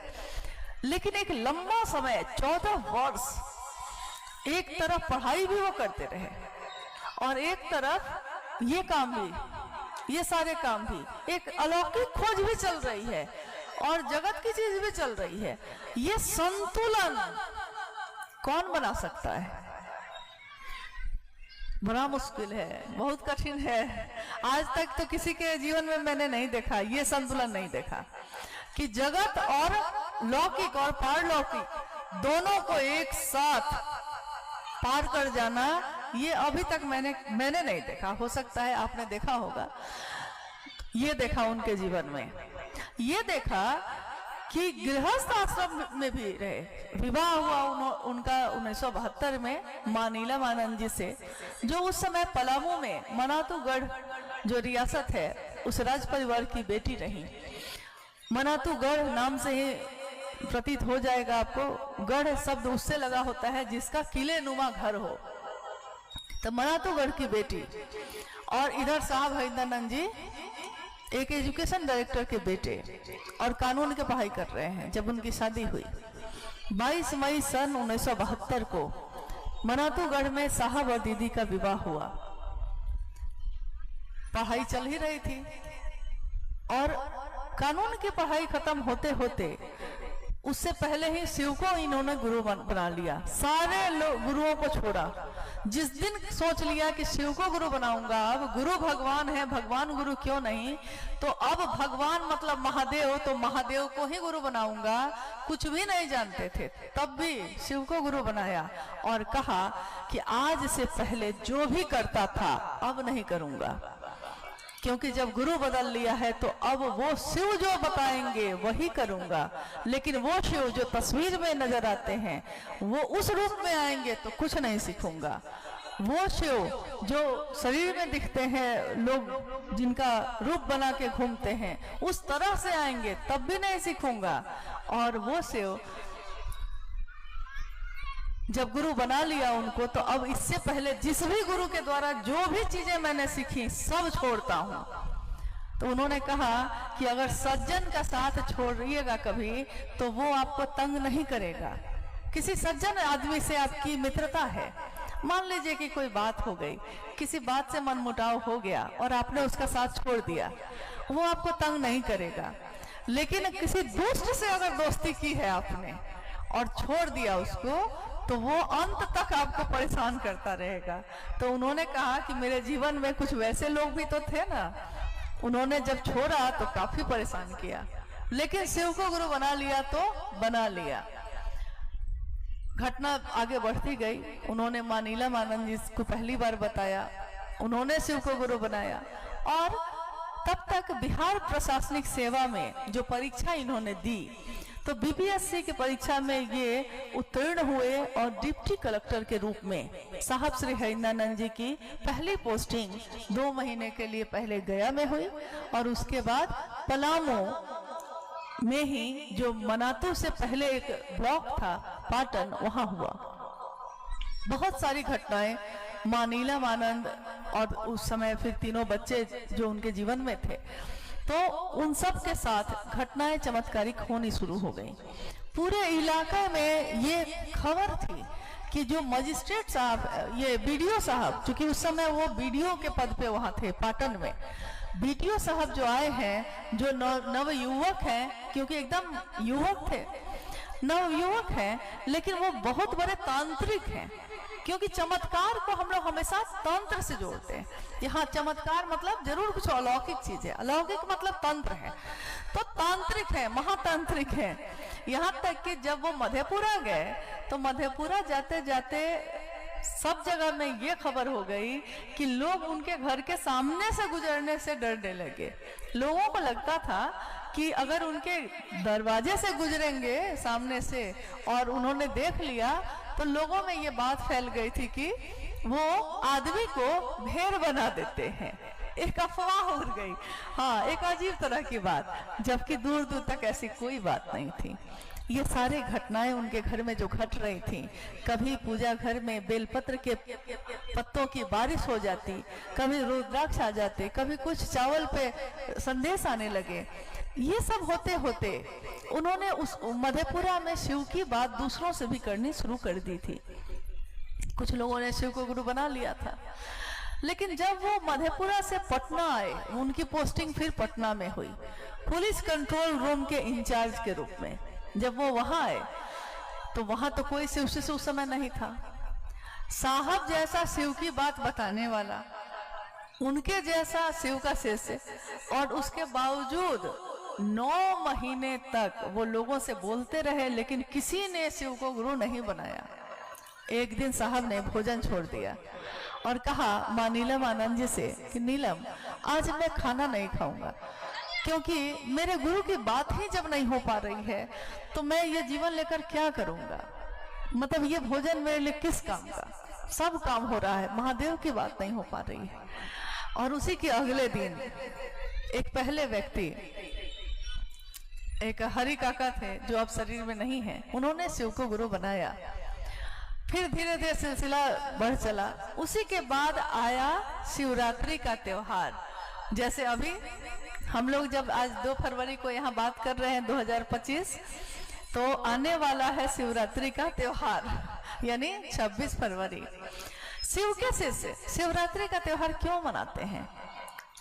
कुछ गुरु भाई गुरु बहनों के बीच ये प्रश्न भी उठता है, क्योंकि हरा भोला हरा शिवा की रचना कैसे हुई, इसी पे हम लोग अभी बात करने वाले हैं, जिसके कारण मैंने आपको ये बातें भी बताई ताकि समझने में थोड़ी आसानी होगी।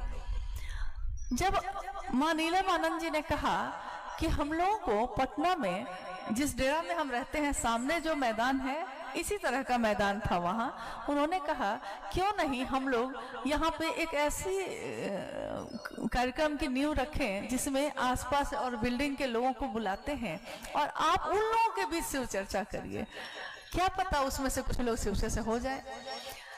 शिवरात्रि का त्योहार आने वाला था, तो मां नीलमानंद जी ने कहा कि शिवरात्रि का ही आयोजन करते हैं। महादेव का आयोजन है, और शिव के बारे में तो आप जानते ही हैं कि ना उनके जन्म का पता आज तक किसी को है, और मृत्यु का तो की खबर अभी तक आई नहीं है। तो उनका विवाह का दिन मनाया जाता है। अन्य देवी देवताओं का जो शरीर में आए हैं उनका नवमी या दिन मनाया जाता है जयंती के रूप में, लेकिन शिव का विवाह का दिन मनाया जाता है, शिव और शक्ति के मिलन का दिन।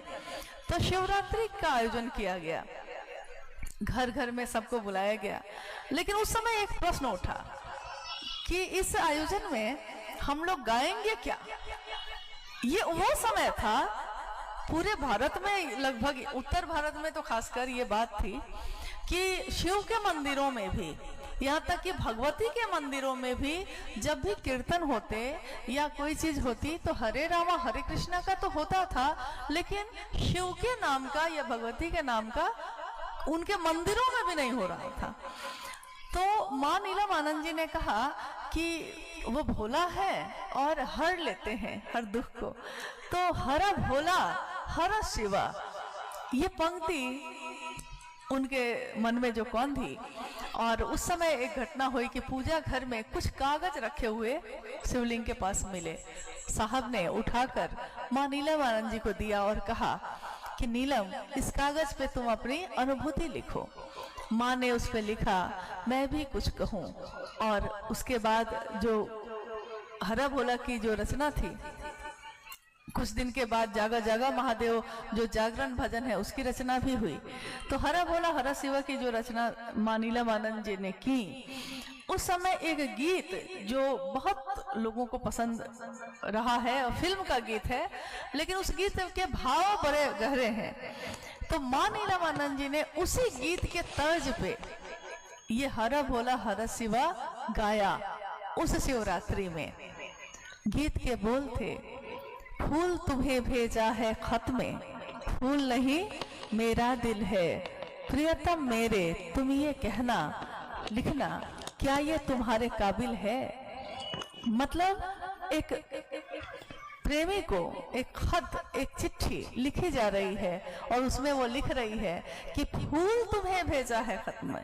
खत है, ये चिट्ठी है, लेकिन इसमें जो रख के फूल मैंने भेजा है, ये फूल को फूल मत समझना, ये क्या समझना, ये मेरा दिल ही समझना कि मैंने दिल ही भेज दिया है। और ये भी लिखना कि क्या ये दिल तुम्हारे काबिल है। गीत के बोल फिल्मी थे, लेकिन भाव शिव के शिष्या नीलम आनंद के थे। उन्होंने अपने गुरु से ये संप्रेषण किया इस गीत के माध्यम से कि महादेव, क्या हम आपके लायक हैं और हम किसी अयोग्य नहीं हैं, अभिज्ञ हैं, अयोग्य हैं, लेकिन पतित हैं, आप तो पावन हैं। हम पतित हैं, आप पावन हैं, और दोनों मिल जाएं तो क्या होते हैं, पतित पावन। हम दीन हैं, आप बंधु हैं, और दोनों मिल जाएं तो क्या होता है, दीन बंधु। नहीं, हम अधम हैं, हम अज्ञानी हैं, आप तो ज्ञान के निधि अगम हैं। हम दोनों मिल जाएं तो क्या बनता है, गुरु और शिष्य का एक संबंध। तो ये गीत उस दिन पहली बार महाशिवरात्रि के आयोजन पे दीदी नीलम आनंद जी और वहां के शिव शिष्यों के द्वारा गाया गया। उसके बाद उसी माइक पे साहब श्री ने पहली बार खुले मैदान में शिव की चर्चा की। इसीलिए महाशिवरात्रि को शिव चर्चा का आरंभ भी माना जाता है धरती पे, क्योंकि उसी दिन पहली बार खुले मैदान में साहब ने शिव की चर्चा की। इसलिए शिव के शिष्य महाशिवरात्रि को मनाते हैं। उसमें भी शिव का गुरु कार्य हुआ, उसी से मतलब प्रारंभ तो मधेपुरा में हुआ, लेकिन उसमें कमरे में होता था, हॉल में होता था, खुले में बाहर वैसे लोगों के बीच जिन्होंने शिव को गुरु माना नहीं था। लेकिन उस दिन सबने अपने नाम की घोषणा की और कुछ दिनों बाद फिर जागा जागर महादेव हो जगादा महादेव जागरण भजन की रचना भी हुई। उस रचना में भी उसी कागज पे जब माँ नीलम आनंद लिखने लगी तो ये जागा जागा महादेव एक घटना हुई थी जिसमें ये सामने आया था। तो उनकी आंखों के सामने उस समय शिव के विभिन्न स्वरूप गुजरने लगे। कभी वो कपालिक के रूप में, कभी योगेश्वर के रूप में, कभी उमा के पति के रूप में, कभी निहंगी के रूप में, कभी परमेश्वर के रूप में, कभी ईश्वर के रूप में, कभी गुरु के रूप में, कभी दक्षिणामूर्ति के रूप में गुजरते चले गए। और माँ नीलम आनंद की कलम ने इस गीत की रचना की। शिव की शिष्यता में शिव की चर्चा पे सबसे ज्यादा बल दिया जाता है। स्वाभाविक है।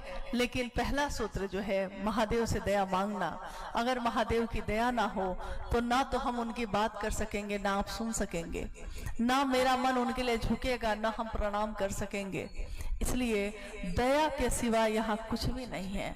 शिव की शिष्टता में अगर कोई अकर्म है, अगर कोई अहंकार में है, किसी को अगर लगता है कि मैं ज्ञानी हूँ, तो सामने वैसे वैसे लोग आपके आएंगे जिसके सामने आने पे आपको लग जाएगा कि मैं तो कुछ भी नहीं जानता हूँ। एक बहुत बड़ा विद्वान आदमी बैठा था, एक छोटा बच्चा आया, उस विद्वान आदमी के सामने उस बच्चे की बड़ाई किसी ने कर दी। किसी ने कहा कि ये बच्चा बड़ा गुणवान है। तो जो सिर्फ किताब के ज्ञानी होते हैं उनके अंदर पता नहीं क्यों महादेव की क्या लीला है, ऐसा अहंकार भर जाता है कि उस बच्चे की बड़ाई भी वो नहीं सुन सके। तो उन्होंने कहा, माचिस लिया, तीली जलाई और उसमें आग पैदा हो गई। तो उन्होंने उस बच्चे को दिखा के कहा कि बताओ तो ये आग कहाँ से आई, बताओ, इतने जानते हो, इतने जानकार हो, तो बताओ जरा ये अग्नि कहाँ से आई। उस बच्चे ने आगे बढ़ के एक फूंक मारी, अग्नि बुझ गई। तो उसने कहा कि मुझको नहीं पता कहाँ से आई थी, लेकिन आप बताइए कि कहाँ चली गई। तो इसको क्या कहिएगा, नहीं। और ये तो लखनऊ है, लखनऊ की तहजीब, यहाँ का व्यवहार विश्व प्रसिद्ध है। कहा जाता है कि लखनऊ में पहले आप कहते कहते ट्रेन छूट जाती है। तो महादेव के काम में कम से कम तहजीब तो रखना है, लेकिन पहले आप करिए और हम बैठे रहे ये मत करिएगा। पहले आप भी करिए और पहले हम भी करें, यानी दोनों बढ़ के करें, ऐसी कोशिश करिएगा। और कोई बात, शिव गुरु के प्रति अस्थाई शिष्य भाव क्या है और ये कैसे होगा?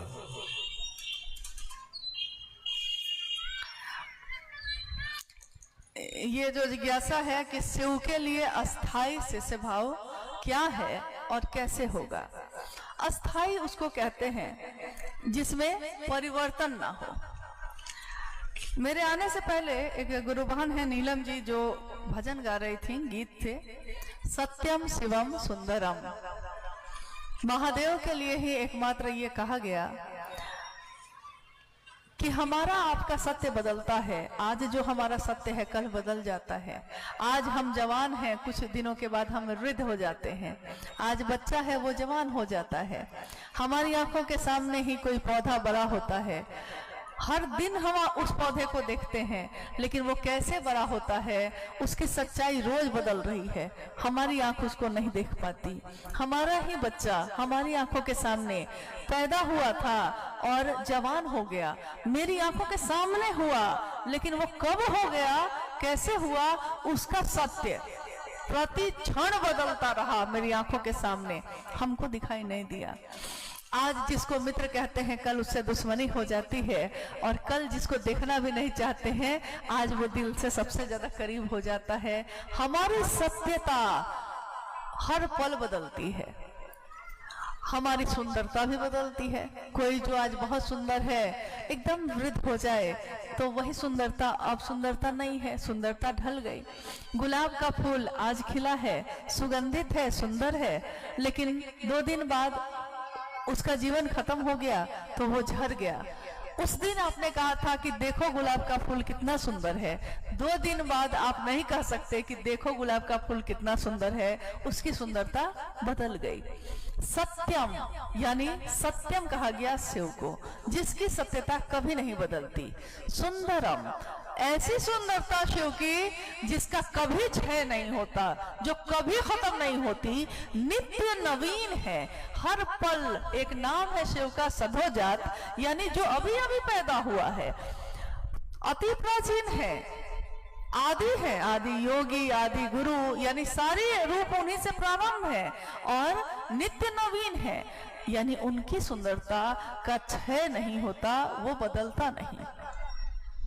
हम कह रहे हैं कि अस्थाई शिष्य भाव कैसे हो, क्योंकि हमारा भाव भी बदलता है हमेशा। आज भाई से बहुत प्रेम है, एक जमीन का मुकदमा हो जाए सारा प्रेम टूट गया। पति है पत्नी है, मतभेद है, धीरे धीरे ऐसा मनभेद हुआ है, ऐसा हुआ है कि तलाक के मुकदमे के लिए कोर्ट में चले गए हैं, भाव टूट गए। दोस्त है, आज दोस्ती है, कल को जितनी गहरी दोस्ती होती है, अगर दुश्मनी हो गई तो वो भी उतनी ही गहरी होती है। नॉर्मल तरीके में, सामान्य तरीके में दुश्मनी होगी तो थोड़ी कम होगी, लेकिन अगर गहरे दोस्त से हो गई है तो दुश्मनी भी उतनी ही डिग्री पे होगा। यानी डिग्री नहीं बदलेगी, डिग्री वही रहेगी। अब बताइए, महादेव को गुरु बना के हमने शिष्य भाव देना शुरू किया है। महादेव का एक गुरु का पद हमारे सामने प्रकट हुआ, भाव आया गुरु भाव, तो मेरे अंदर जो छिपा हुआ था शिष्य भाव वो प्रकट होगा ही। अभी थोड़ी देर पहले हम लोगों ने बात की कि हाँ, अगर कोई सामने सत्ता आती है तो हमारे मन का भाव प्रकट होता है। तो गुरु के रूप में शिव आए तो हमारे अंदर का शिष्य भाव भी प्रकट हुआ, लेकिन ये कमजोर है, अभी नाजुक है, छोटी छोटी बातों पे टूट जाता है। लेकिन लौकिक जीवन में जो रिश्ते हैं वो है मजबूत, वो कमजोर नहीं है। वो इतने मजबूत हैं कि आपकी नौकरी नहीं लगे, आपका एक्सीडेंट हो जाए, आपका सब कुछ बिक जाए, मान लीजिए आप बहुत समृद्ध हैं और नमक और रोटी पे आ जाए, तब भी आपका पति ही रहता है, उतना ही प्रिय रहता है। आपका बेटा आपके गोद का दुलारा ही रहता है, उतना ही दुलारा रहता है, इसमें कोई परिवर्तन नहीं होता। यानी अस्थाई भाव कैसे होता है ये हमको आता है, महादेव के लिए नहीं हो रहा है। जगत में ज्यादा अच्छा है लग रहा है तो जगत की चीजें तो कुछ चीजें अस्थाई हैं, यहां तक कि निर्जीव चीज भी अगर मेरी है तो उसके लिए भी अस्थाई भाव है। अगर तिजोरी में एक नोटों की गड्डी मैंने रख दी है तो वो मुझको पता है, उसका एक एक नोट मुझको पता है कि कैसा है वो, उसके लिए भी अस्थाई भाव है मेरे पास। अस्थाई भाव कहाँ नहीं हो रहा है? महादेव के लिए सिर्फ नहीं हो रहा है। और ये कब होगा? कहते हैं करत करत अभ्यास के जरमती होत सुजान। जरमती, पत्थर में भी जान आ जाती है, पत्थर पे भी दूब उग जाते हैं करत करत अभ्यास के। विश्वास नहीं है कोई बात नहीं, जो कहा गया ना, जैसे दया मांगना, बिना विश्वास के मांगिए ना महादेव से, वो विश्वास उसमें प्रवेश कर जाता है। स्वस्फूर्त आपके अंदर वो पैदा होता है। यानी पहला सूत्र दया मांगना स्वस्फूर्त भाव के लिए है, शिष्य का भाव उसमें पैदा हो जाए, फूट जाए आपके हृदय से। शिव की चर्चा करना, शिव की चर्चा यानी जितना बांटिएगा उतना बढ़ेगा। अभी प्रयागराज में हम लोग जब रुके, परसों जब पहुंचे, तो वहां के गुरु भाई गुरु बहन जो गुरु कार्य में निकल रहे थे, तो उसमें से एक गुरु बहन जो है, मैंने कहा कि थोड़ा पानी पिलाइएगा, तो उनको लगा होगा, हम लोग के यहाँ तो संस्कृति है ना कि सिर्फ पानी कैसे दे दें, तो उन्होंने क्या किया कि कोई थाली नहीं मिली तो ट्रे में मतलब 10 पीस मिठाई, उतना ही मिक्सचर, उतना ही बिस्किट पूरा भर के लेके आ गए। तो मुझको लगा कि इतना हम कैसे खाएंगे? हम बोले उनको कि इतना हम कैसे खाएंगे? तो उन्होंने कहा कि प्रेम है हम लोग का, खा लीजिए। तो मैंने कहा कि भाई पूरा प्रेम अकेले खाएंगे तो बहुत गड़बड़ है, लेकिन अगर इस प्रेम को, आपके इस ट्रे वाले प्रेम को अगर बांट ले सारे लोगों में तो ये बढ़ेगा या सिर्फ एक आदमी? ये प्रेम बटेगा तो बढ़ेगा, एक आदमी में रहेगा तो एक ही आदमी में रह जाएगा ना, लेकिन अगर बट गया तो बढ़ेगा कि नहीं? तो सबको हंसने लगे, कहा कि हाँ बढ़ेगा। तो हम बोले तो आइए प्रेम को थोड़ा सा बांट लेते हैं हम लोग। तो हम लोगों ने सबने मिल बांट के उसको खा लिया। बात ये नहीं है कि मिठाई या नमकीन की, बात ये है कि शिव की बात, शिव की चर्चा हम जितना बांटेंगे वो बढ़ेगा या घटेगा? हम कितने भी अच्छे हों और हमने शिव को गुरु बना लिया है और अपने घर में चुपचाप बैठे हैं, कुछ भी नहीं कर रहे हैं उनके लिए, तो मेरी अच्छाई महादेव के लिए किस काम की?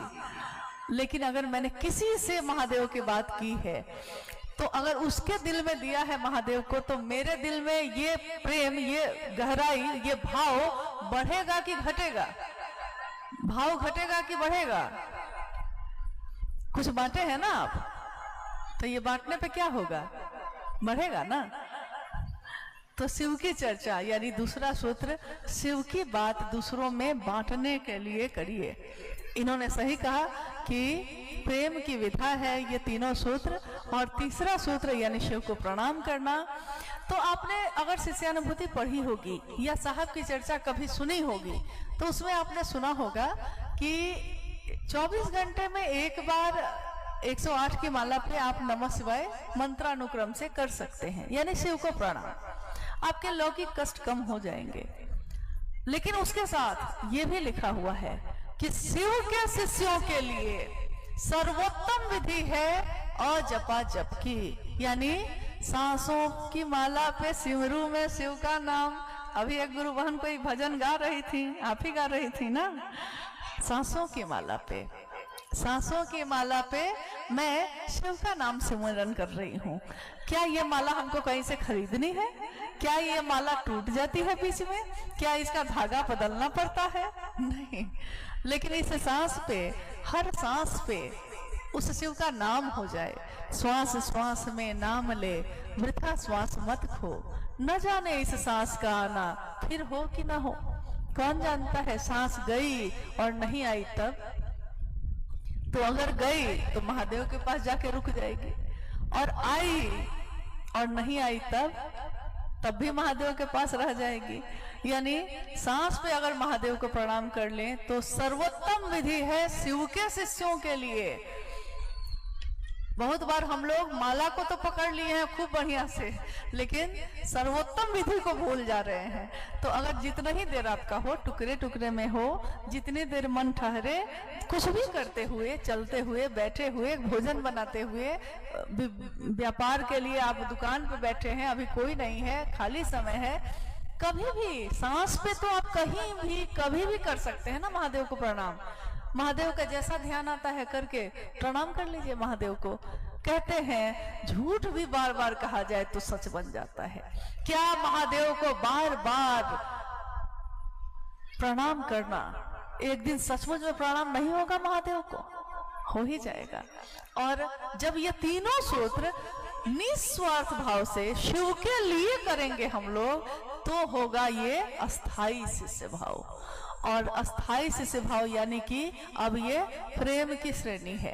प्रेम जो टूटता नहीं कभी। प्रेम, कभी किसी का प्रेम टूटते सुना है? भाव टूटते हैं, प्रेम नहीं। प्रेम में लोग सूली पे चढ़ जाते हैं। चढ़ के सूली पे मंसूर बोला। एक मंसूर का जिक्र आता है कि जिसने बादशाह को कहा कि नहीं, तू खुदा नहीं है, खुदा तो कोई और है, अनहद है, अंदर से बोलता है मेरे। लेकिन बादशाह तो राज्य में अपने कहवाए हुए था कि मैं ही खुदा हूं। तो उसको, मंसूर को सूली पे चढ़ा दिया गया सबके बीच। और कहते हैं सूली पे चढ़ के भी मंसूर ने कहा कि इश्क है ये। चढ़ के सूली पे मंसूर बोला, इश्क है ये, तमाशा नहीं है।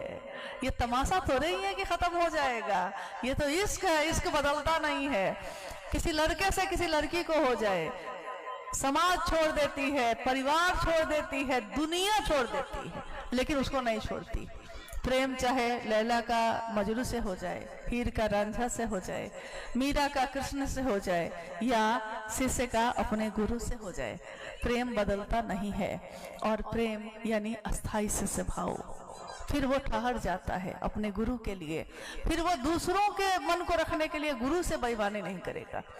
दूसरे मुझसे खुश रहे, दूसरे मुझसे खुश रहे, इसके लिए वो गुरु के कार्य में कोई समझौता नहीं करेगा।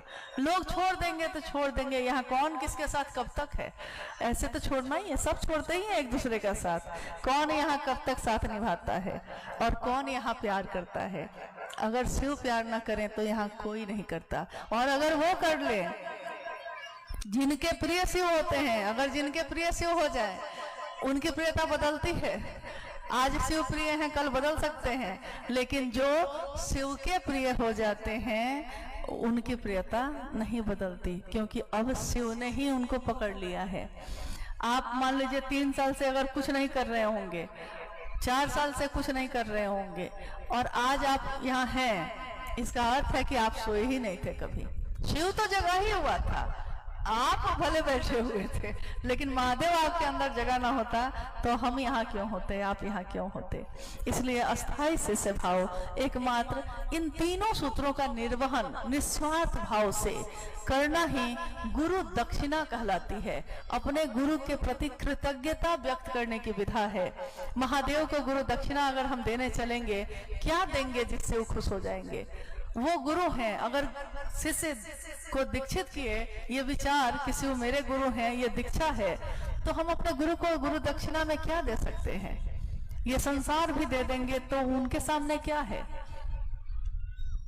इतने बड़े जहाज के, पानी के जहाज पे 5 करोड़ मच्छर भी जाके बैठ जाए और पूछे कैप्टन से कि कैप्टन साहब आपको कोई दिक्कत नहीं ना है, हम लोग बैठे हैं, तो कैप्टन कहता है कि 5 करोड़ और आ जाओ, हमको कोई दिक्कत नहीं है। तो महादेव को हम कुछ भी दे देंगे, उनके लिए कुछ भी नहीं है।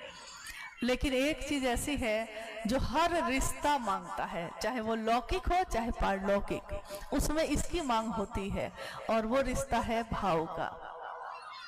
आप किसी के यहाँ चले जाइए, कितने भी अच्छे तरीके से चले जाइए, वो आपका बहुत सुंदर स्वागत करेगा, आपको खूब सुंदर भोजन कराएगा, आपको विदाई देगा, आपको बार बार कहेगा बहुत अच्छा लगा आप आए, लेकिन आपका मन सूक्ष्म है, वो पकड़ लेता है कि इस आदमी के अंदर मेरे लिए भाव नहीं था।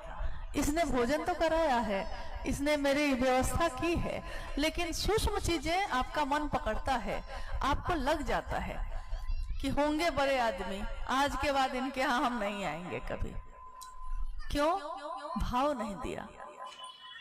और किसी की झोपड़ी है, 2 रोटी है, लेकिन उसने प्रेम से खिला दिया है, भाव दिया है वहां, तो आप बार बार जाते हैं उसके यहाँ।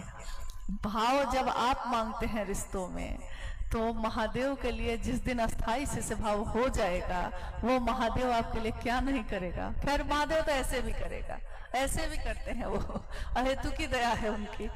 नहीं तो अस्थाई शिष्य भाव हो जाए, इसके लिए तीनों सूत्रों का निस्वार्थ भाव से निर्वहन करने की कोशिश करिएगा।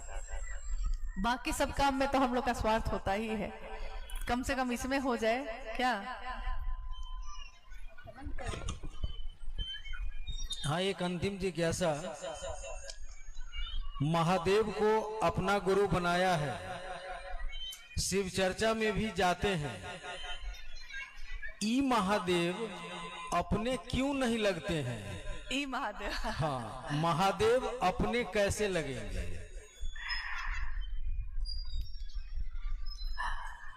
महादेव को गुरु बनाया है और शिव चर्चा में भी जाते हैं। शिव चर्चा में जाने से कोई शिव से हो जाएगा ऐसा नहीं है। शिव की चर्चा में सिर्फ हम चले जाएंगे तो शिव से हो गए, ये नहीं है। हर रिश्ते के लिए हम खुद करते हैं, चाहे जैसा हमको आता है। मुझको लगता है कल रात यहाँ बात हो रही थी, तो इस बात में मैंने कहा कि आपका अपना जो भी है, वो आधी रात में भी अगर आए आपके घर, तो रोटी आप खुद ही बनाते हैं। हो सकता है आपके बगल में जो रहता हो उसको ज्यादा अच्छा भोजन बनाने आता हो सकता है ना, ऐसा होता ही है।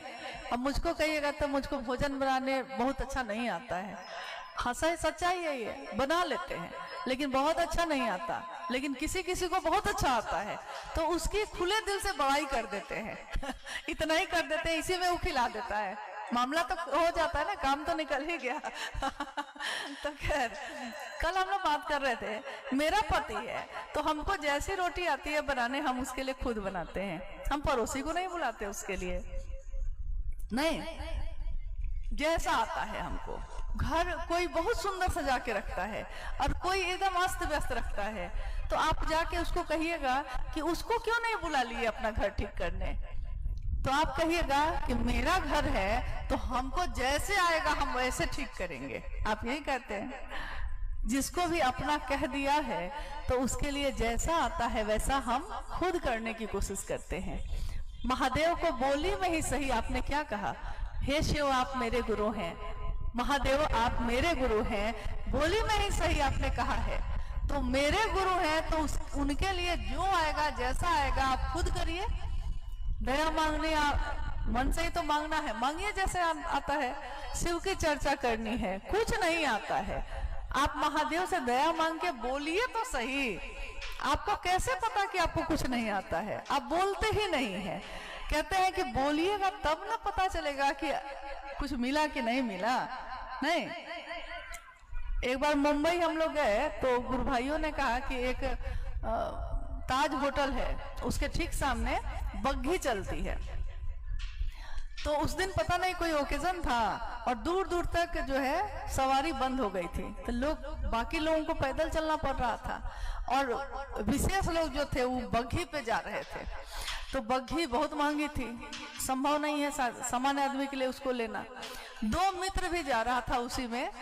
तो एक मित्र ने कहा कि ये जो जा रहा है सामने बग्घी वाला लोग, ये लोग से हम लोग कहते तो हम लोग को भी नहीं बैठा लेता। तो दूसरा बोला पागल हो, बड़े बड़े लोग हैं, हम लोग को कहाँ बैठाएंगे, कहीं पता नहीं हम लोग को कुछ बोल नहीं दे।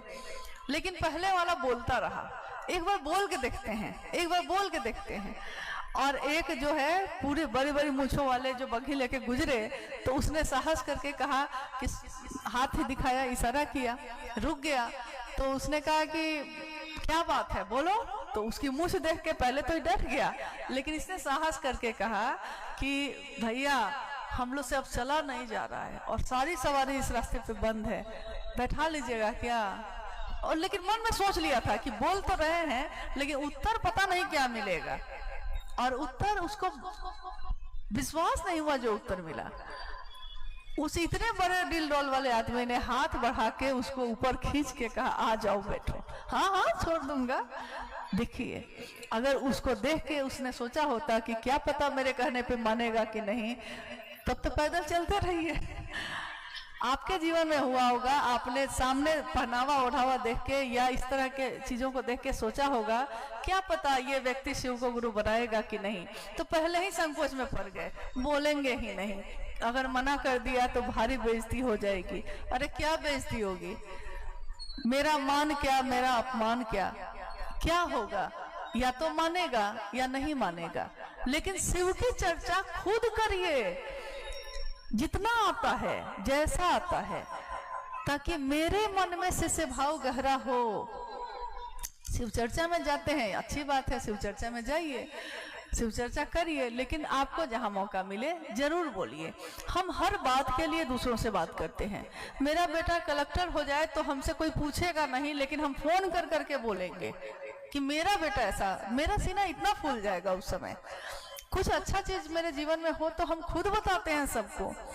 अगर मेरे मन में ये स्वाभिमान ना हो, मेरे मन में इस बात का गर्व नहीं है कि मैं शिव का शिष्य हूं, तो हम दूसरे के अंदर ये गर्व कैसे पैदा करेंगे। इसके लिए तो मेरे अंदर भी ये बात होनी चाहिए कि हाँ शिव मेरे गुरु हैं और वही रहेंगे। तभी ना आप दूसरे के अंदर भी दे पाइएगा, जो आपके दिल में होगा वही ना दूसरे को दीजिएगा। तीनों सूत्रों का निर्वहन भी करिए, लेकिन हमेशा याद रखिएगा मंजिल भगवान शिव स्वयं है, रास्ता शिव शिष्टता का है। ये तीनों सूत्र उसमें मदद करते हैं, लेकिन ये तीनों सूत्र आपकी मंजिल नहीं है। हाँ, ये मदद करते हैं मंजिल तक पहुंचने में, आपको भटकने नहीं देंगे, आपको गिरने नहीं देंगे। ज्यादातर लोगों में आपने देखा होगा कि गुरु कार्य करते करते कुछ दिनों के बाद अगर भीड़ हो जाती है या लोग भैया दीदी करने लगते हैं, तो उनका मन अहंकार में भर जाता है। लोग कहते हैं कि अरे इतना शिव का काम करता है, वो अहंकारी कैसे हो गया। लेकिन साहब श्री हरिंद्रानंद जी ने स्पष्ट इस बात को कहा। उन्होंने कहा उसी का मन अहंकार से भरता है जो पहला और तीसरा सूत्र नहीं करता है। अगर पहला और तीसरा सूत्र करते हैं हम और दूसरा सूत्र भी करते हैं, तो दूसरे सूत्र के बाद भी हमारा मन संतुलित रहेगा। लेकिन सिर्फ शिव की चर्चा करते हैं और दया नहीं मांगते, प्रणाम नहीं करते महादेव को, तो हमारा मन को उतना ही ये खतरा भी पैदा करता है, क्योंकि हमारे मन को अहंकार से भी भरता है। हम हैं कुछ, इतने लोग हमको जानते हैं, हम इस इलाके के वरिष्ठ गुरु भाई गुरु बहन हैं, लेकिन फिर किसी को आप देखिएगा कि वो झुकता है, सबको प्रणाम करता है, सबसे आग्रह करता है कि आइए गुरु का काम में बढ़िए, आप पढ़िए, हमको खुशी होगी। यानी उसका चरित्र ये बता रहा है, उसका आचरण ये बता रहा है कि उसने तीनों सूत्रों का निर्वहन किया है। तीनों सूत्र आपके मन को संतुलित रखते हैं।